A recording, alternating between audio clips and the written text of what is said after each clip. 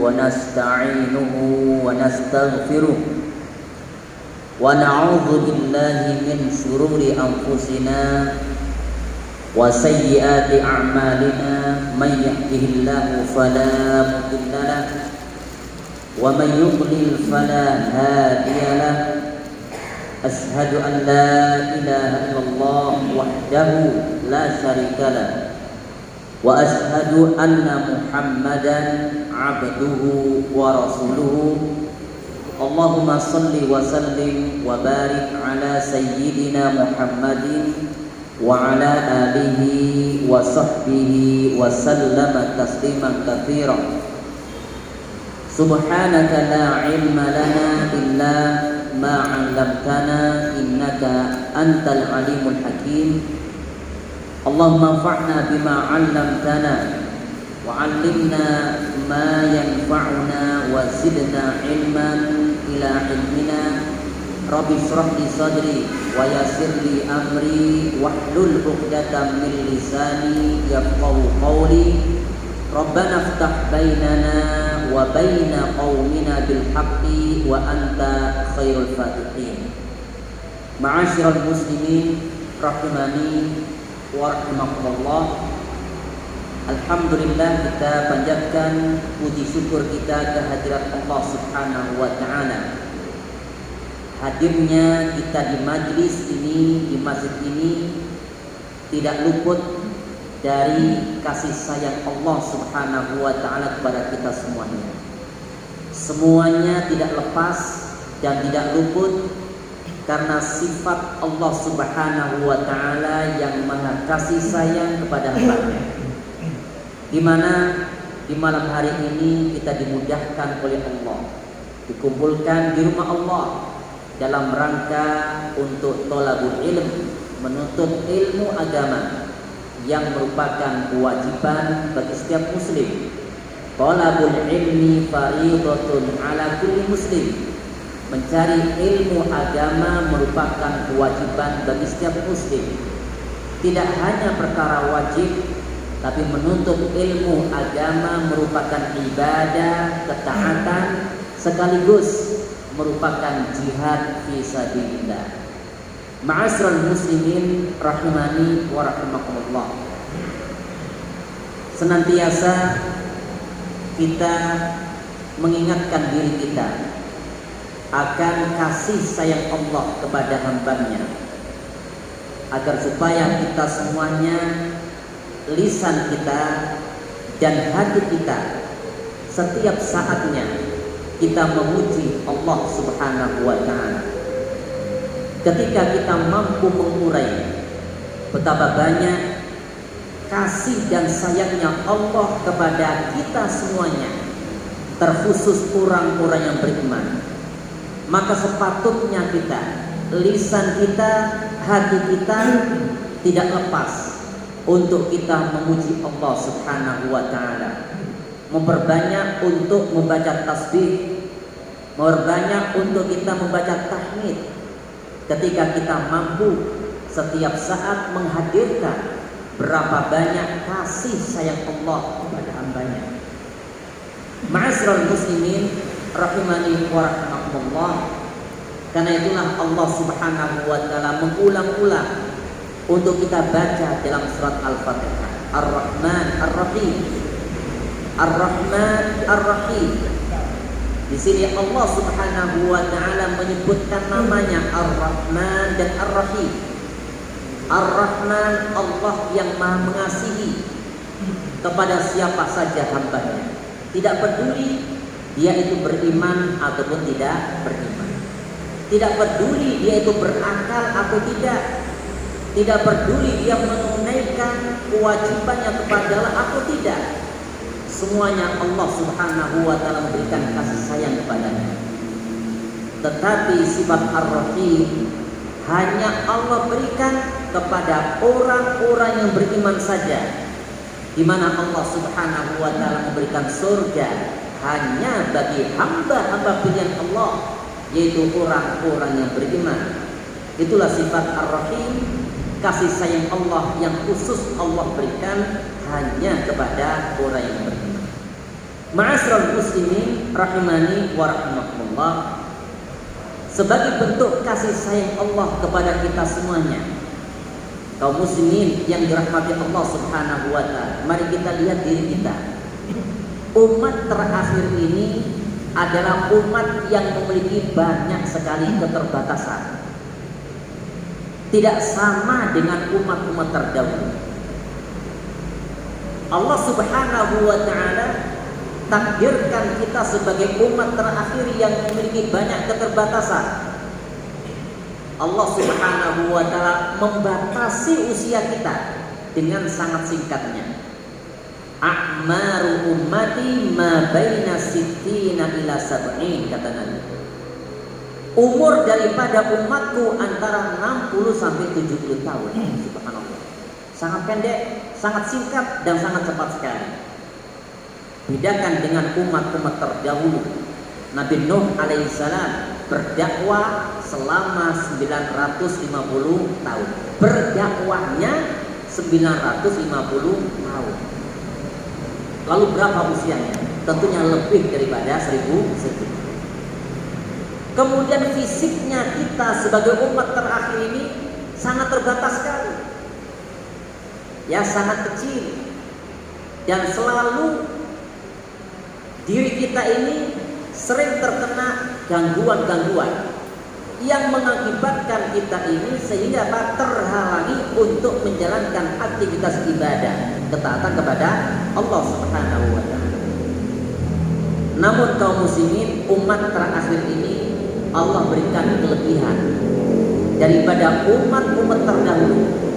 Allah buka lebar, selebar-lebarnya amalan-amalan yang bisa kita lakukan sesuai dengan kemampuan kita masing-masing.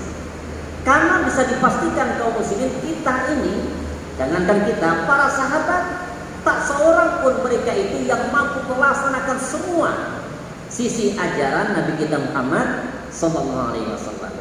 Ada di antara mereka Allah berikan keutamaan mampu menjalankan sholatul lail, menghidupkan malamnya. Ada di antara mereka mampu mengkhatamkan Al-Quran. Nah, sekian hari. Ada di antara mereka Allah berikan kelebihan berjihad fisabilillah. Ada di antara mereka Allah berikan kemampuan bersedekah dengan hartanya. Namun masing-masing mereka tidak mampu untuk melaksanakan semua sisi ajaran Nabi kita Muhammad Sallallahu Alaihi Wasallam. Begitu adilnya Allah, kasih sayangnya Allah. Masing-masing kita punya potensi. Lewat pintu mana kita bisa masuk surga? Jangan kita iri lihat orang, masya Allah itu bisa masuk surga. Kenapa? Karena banyak sedekahnya. Sementara kita fakir. Apa nggak ngeles kita? Ya, apa nggak ngeles kita? Enak ya banyak hartanya ya bisa berhaji, bisa bersedekah. Lalu kita bisa masuk surga lewat mana? Ya, tapi Allah Subhanahu wa taala Maha Adil, Maha Kasih Sayang. Allah bukakan segala pintu-pintu kebaikan, silakan kita milih sesuai dengan kemampuan yang bisa kita lakukan. Makanya dalam sebuah hadis, ketika ada orang-orang fakir merasa iri disebabkan ada segolongan umat mereka yang Allah limpahkan harta, mereka masuk surga dengan hartanya. Ya Rasulullah, zahaba ahlul dusur bid-darajatil ula wan na'imil muqim. Ya Rasulullah, itu orang-orang kaya, mereka masuk surga duluan karena sebab hartanya. Yusalluna kama nusalli, mereka sholat sebagaimana kami sholat. Wa yasumuna kama nasumu, mereka berpuasa sebagaimana kita pun juga berpuasa. Wa yatasaddaquna bi fuduli amwalihim wa la natasaddaqu, mereka masuk surganya dengan banyak bersedekah dengan harta mereka, sementara kita fakir miskin tidak bisa masuk surga dengan sedekah. Apa kata Nabi Muhammad SAW? Maukah aku tunjukkan sebuah amalan kamu? Tudrikuna man sabaqakum, kamu bisa kejar mereka-mereka itu yang masuk surga duluan. Gak hanya itu saja, bisa nyalip, bisa masuk duluan. Apa itu ya Rasulullah? Tusabbihuna wa tukabbiruna wa tuhammiduna thalathan wa thalathina dubura kulli shalah.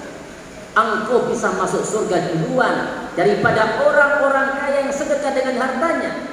Engkau juga bisa bersedekah walaupun tanpa dengan harta. Engkau membaca takbir, membaca tasbih, membaca tahmid 33 kali masing-masingnya setelah selesai sholat. Subhanallah.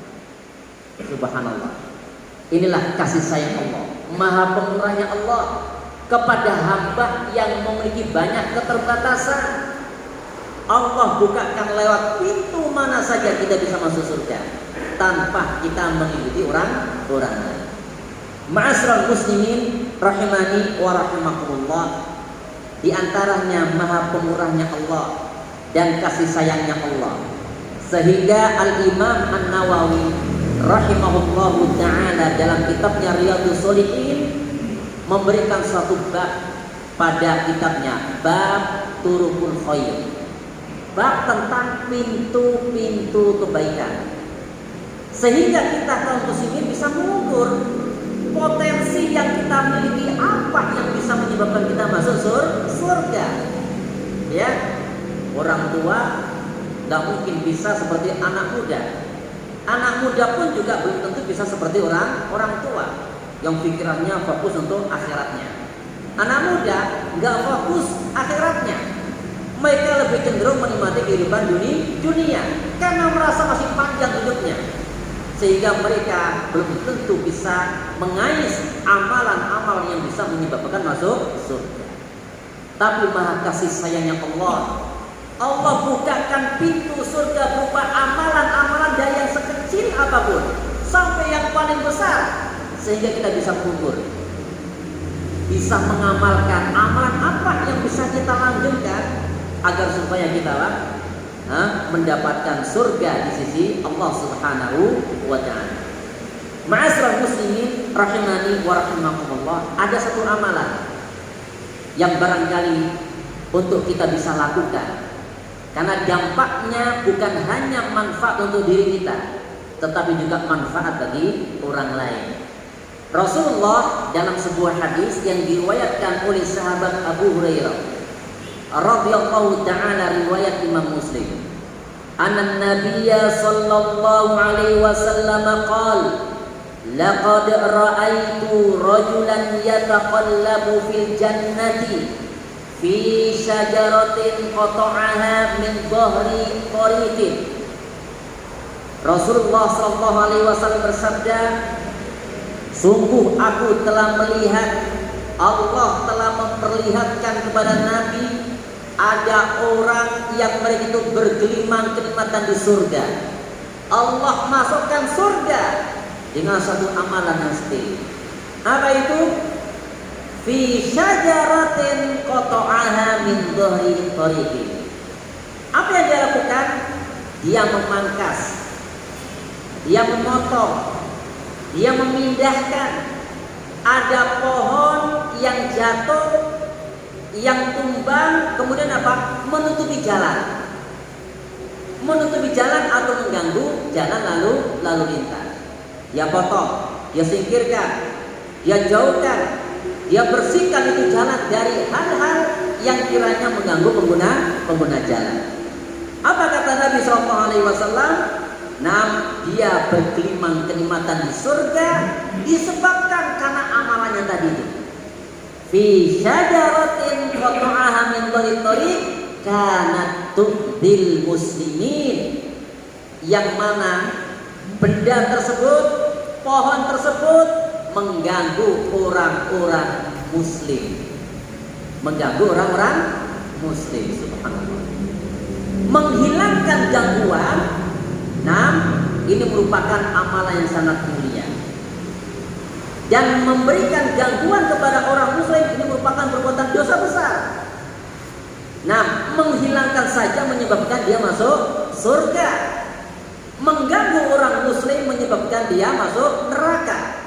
Makanya Rasulullah SAW mengatakan, wallahi la yu'min, wallahi la yu'min, wallahi la yu'min man la ya'man jaruhu bawa'iqahu.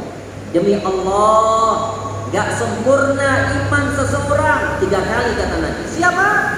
Apabila tetangganya tidak merasa aman daripada gangguannya. Kadang kaum muslimin kita mengganggu saudara kita tanpa disengaja, gak ngerti, gak sadar. Ternyata itu mengganggu saudara kita, gak boleh. Atau kadang kita punya alasan baik, niatan baik, alasan baik, tetapi tanpa terasa ternyata mengganggu saudara kita. Alasannya boleh, alasannya baik, tapi karena ada unsur mengganggu, maka alasan baik, alasan niatan yang baik itu tidak boleh ditunaikan. Makanya dalam sebuah hadis tentang Rasulullah SAW memberikan ilustrasi orang yang berbuat maksiat dengan orang yang beramar ma'ruf nahi munkar. Itu ibaratnya seperti orang yang berada dalam perahu. Ada yang berada di atas dan ada yang berada di bawah. Lalu orang-orang penumpang tersebut yang ada di bawah, ketika dia punya hajat sesuatu untuk mengambil air, otomatis dia harus naik ke atas. Ketika dia naik ke atas, tentu dia akan mengganggu orang-orang yang berada di atas. Lalu lintasnya dia, lalu lalangnya dia naik turun untuk mengambil air, sehingga mengganggu orang-orang yang di atasnya. Barangkali ada yang sedang tidur, barangkali ada yang sedang bermain, sehingga mengganggu orang-orang yang berada di atas. Lalu orang yang di bawah punya inisiatif baik, niatan baik. Apa katanya? Saya tidak ingin mengganggu saudara saya di atas. Saya tidak ingin mengganggu saudara atas karena sebab lalu lalangnya kami naik turun untuk mengambil air. Lebih baik kami melobangi apa? Melobangi perahu tersebut. Nah, melobangi perahu tersebut. Nyatanya baik atau tidak? Baik. Inginnya apa? Tidak mengganggu saudaranya.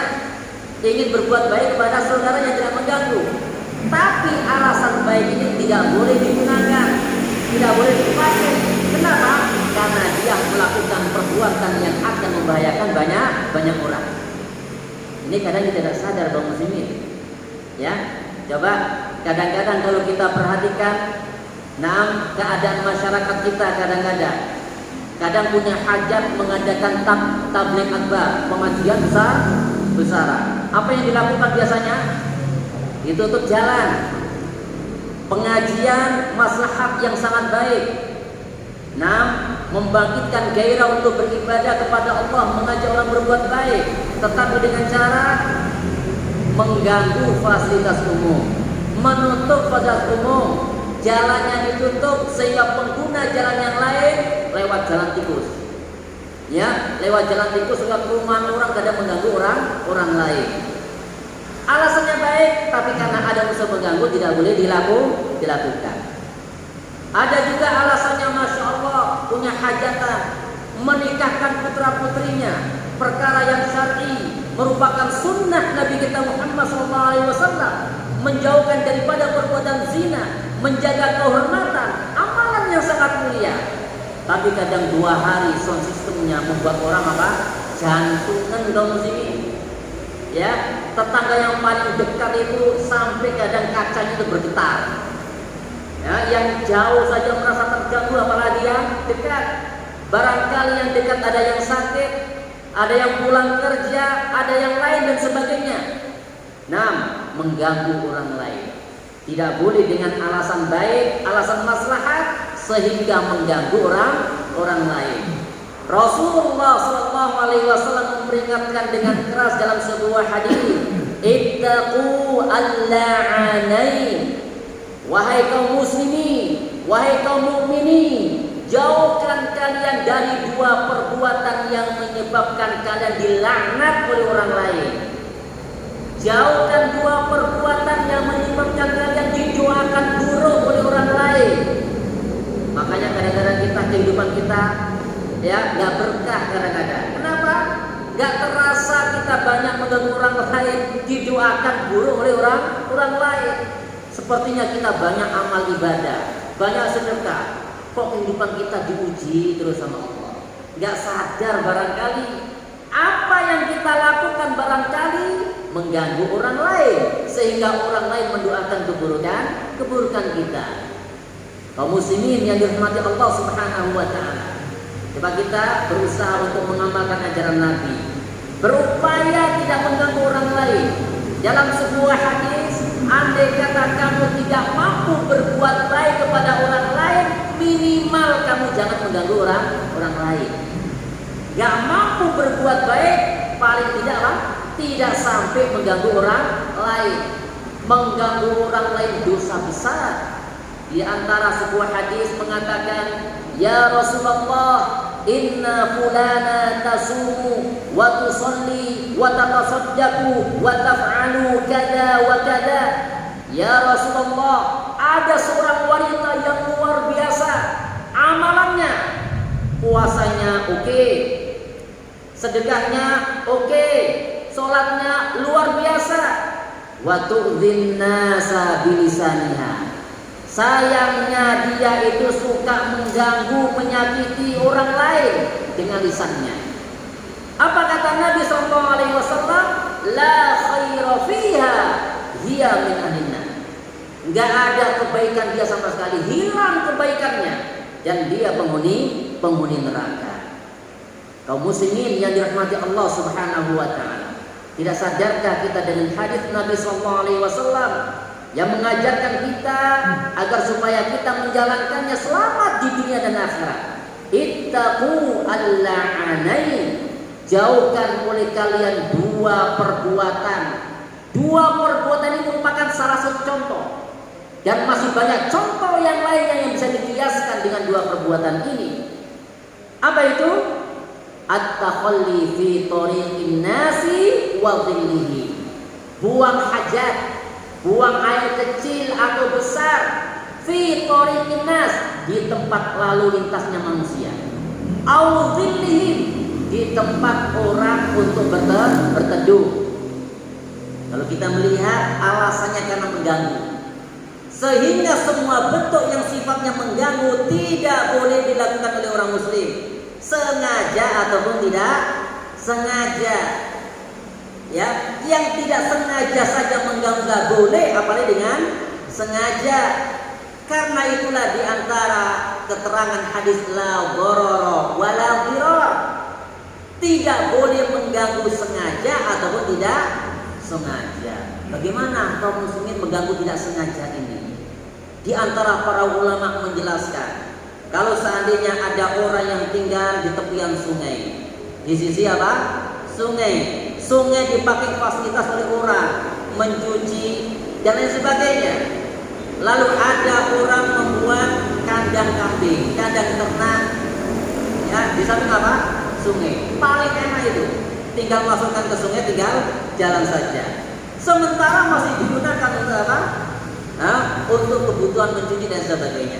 Kecuali kalau memang jalurnya ke sawah, ditaruh kotoran hewan malah menjadi subur. Tapi tidak, fasilitas ini dipakai untuk kebutuhan rumah tangga. Maka tidak boleh dengan alasan ini kan sungai kita bersama. Ya, saya kan diganggu Anda. Ya, tanpa sengaja pun kamu itu mengganggu saudara Anda. Dicontohkan juga oleh para ulama ketika orang bertetangga, membuat rumah berdampingan seperti di perumahan.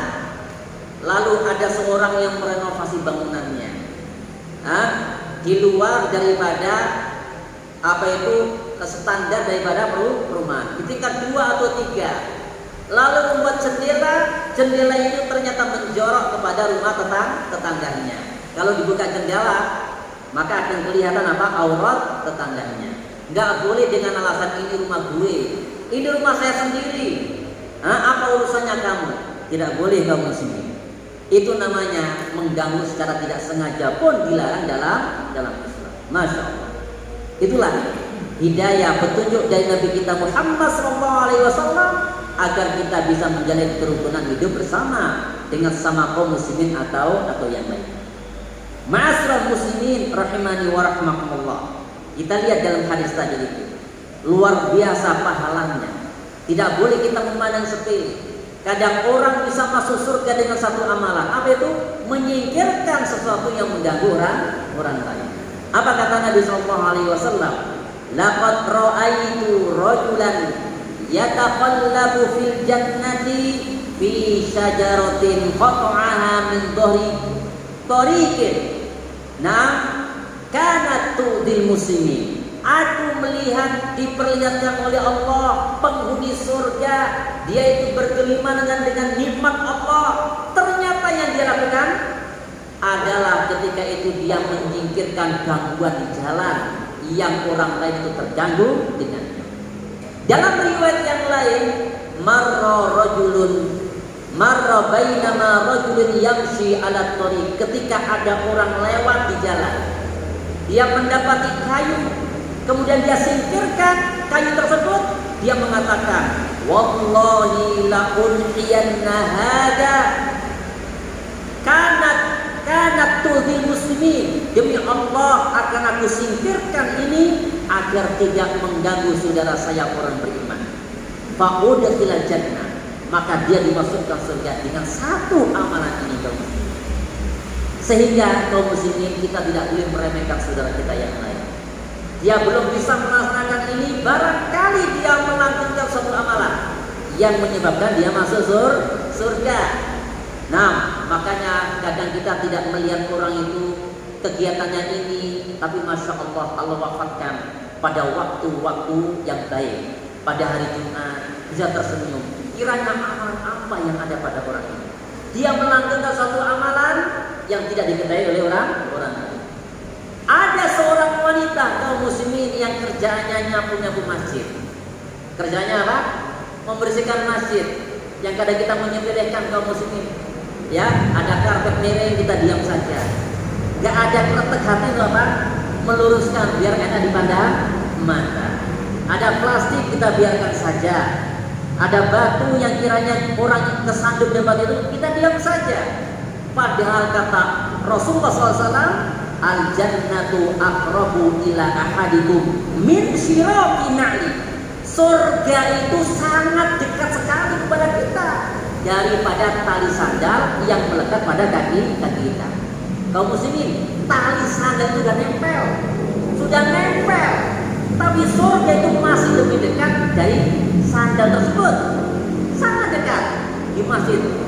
Nah, yang kita jelaskan dalam hadis tersebut, ada seorang wanita yang punya keutamaan sehingga Nabi mengkhususkan untuk sholat di kuburannya gara-gara kerjanya sendiri, membersihkan masjid. Coba, tukang markot dia bersihkan apa? Masjid. Enak di tukang markot, apalagi gajinya besar. Masya Allah, gajinya besar, suruh apa? Nyapu masjid. Saya mau Pak. Ya, tukang bersihkan masjid gajinya apa? Besar. Enak itu. Apa seorang wanita ini? Suatu ketika Nabi SAW ke masjid tersebut melihat seorang wanita, dia adalah wanita yang berkulit hitam. Kerjaannya nyapu masjid. Nah, selang beberapa waktu Nabi SAW kunjung ke masjid tersebut, lalu dicari wanita tersebut. Kemana kok tumben gak kelihatan wanita tersebut? Lantas Rasulullah SAW bertanya kepada kaum muslimin yang di masjid tersebut, mana itu wanita yang suka bersih-bersih masjid tersebut? Ya Rasulullah, matat, sudah meninggal kemarin ya Rasulullah. Nah, anggapannya para sahabat ini merupakan amalan sepele.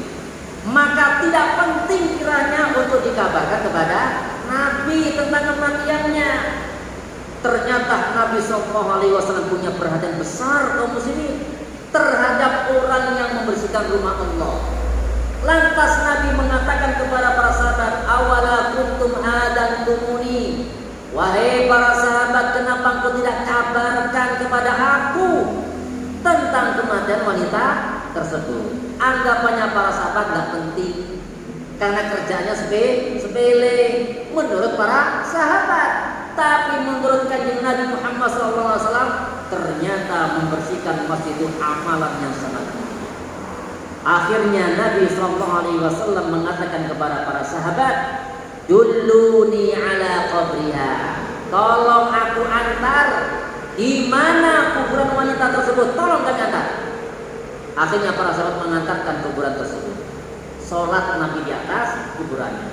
Lantas Nabi mengatakan, inna hadal qabr zulmatun ahluha wa innallaha la yunawwiruha bihadhihi mar'ah. Nah, sesungguhnya kuburan ini sedang gelap gulita dan Allah Subhanahu wa taala memberikan cahaya alam kubur ini disebabkan apa? Wanita tersebut. Kaum muslimin yang dirahmati Allah Subhanahu wa taala. Maha kasih sayangnya Allah. Pintu-pintu kebaikan sangat terbuka lebar. Dengan usia yang terbatas kita, fisik yang terbatas kita, Allah Maha kasih sayang. Nah, membukakan pintu-pintu jalan kebaikan bagi kita semuanya. Maka janganlah kita malas dan janganlah kita menganggap sepele suatu amalan. Barangkali itu menjadi penyebab kita masuk surga dan diampuni dosa kita semuanya. Sehingga kaum muslimin dari sini agar supaya kita tidak luput, lisan kita, hati kita selalu bertasbih, memuji Allah. Nah, usia yang sangat terbatas, nah, fisik yang sangat terbatas ini Allah berikan peluang untuk mengais pahala sebanyak-banyaknya. Pahala sebanyak-banyaknya. Belum lagi kalau ada yang menjadi petani kaum muslimin, ya, yang menjadi petani. Tanpa dia sadari dia panen pahala. Dalam sebuah hadis, man min muslimin yagrisu gharsan aw yazra'u zar'an, siapa di antara orang beriman, orang muslim yang menanam, ya, yang bercocok tanam, fayakulu minhu, kemudian dimakan oleh binatang-binatang, dicuri oleh manusia tanpa berniat diri untuk menghalalkan itu sudah menjadi apa? Sedekah bagi pemiliknya, ya.